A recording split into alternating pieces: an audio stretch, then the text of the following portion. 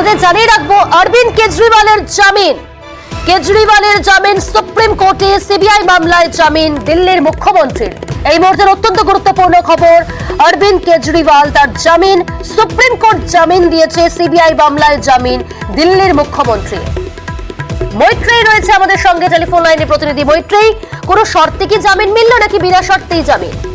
দেখো, এই মুহূর্তে সব থেকে বড় খবর যে অরবিন্দ কেজরিওয়ালকে সিবিআই মামলায় এবার জামিন দেওয়া হলো, ফলে এবার তার জেল মুক্তি হতে চলেছে। এবং অবশ্যই জাস্টিস সূর্যকান্ত এবং জাস্টিস ভুইয়া তারা এই রায় ঘোষণা করেন এবং সেখানে বেশ কিছু শর্ত আরোপ করা হয়েছে। তার মধ্যে 10 লক্ষ টাকার বেল বন্ড যেরকম দেওয়ার কথা বলা হয়েছে, এবং একই সঙ্গে অরবিন্দ কেজরিওয়াল পাবলিকলি সিবিআই তদন্ত নিয়ে কোনো রকম কোনো মন্তব্য করতে পারবেন না, এমনই নির্দেশ দেওয়া হয়েছে। একই সঙ্গে যে ট্রায়াল কোর্টের যে শুনানি রয়েছে, অর্থাৎ ট্রায়াল কোর্টে যখন শুনানি চলবে সেই সময় প্রত্যেকটি শুনানিতে তাকে উপস্থিত থাকতে হবে এবং তদন্তে সহযোগিতা করতে হবে।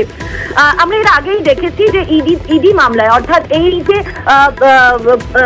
যে লিকার যে কেলেঙ্কারি চলছে এবং সেই ঘটনায় প্রথমে ইডি কেসে যে জামিন পেয়েছিলেন অরবিন্দ কেজরিওয়াল, কিন্তু তার আগে 26শে জুন সিবিআই অ্যারেস্ট করে অরবিন্দ কেজরিওয়ালকে এই একই মামলা। এবং সেক্ষেত্রে দাঁড়িয়ে আজকে সুপ্রিম কোর্টের দীর্ঘ শুনানির পর আজকে এই জামিনের ঘোষণা করা হয় বিচারপতিরা। তাদের বক্তব্য খুব স্পষ্ট। দুই বিচারপতি সূর্যকান্ত একদিকে যখন বলেন যে এই সিবিআই এর অ্যারেস্টের ক্ষেত্রে যে যে আর্গুমেন্ট করা হয়েছিল সেগুলো নিয়ে যখন প্রশ্ন রয়েছে, অন্যদিকেই একজন ব্যক্তি যখন চার্জশিট ফাইল করা হয়ে গিয়েছে তখন, এবং ট্রায়াল খুব তাড়াতাড়ি শেষ হবে না, তো সেই পরিস্থিতিতে দাঁড়িয়ে তাকে বেল ডিনাই করা মানে তাকে আরো বেশি তার বেসিক রাইট থেকে তাকে পিছিয়ে দেওয়া। এবং সেই জায়গাতে দাঁড়িয়েই কিন্তু অরবিন্দ কেজরিওয়ালকে আজ সিবিআই মামলাতেও জামিন দিল সর্বোচ্চ আদালত। ফলে এবার জেল মুক্তি হতে চলেছে অরবিন্দ কেজরিওয়ালের। প্রিয়াঙ্কা, অনেক ধন্যবাদ মৈত্রেয়ী।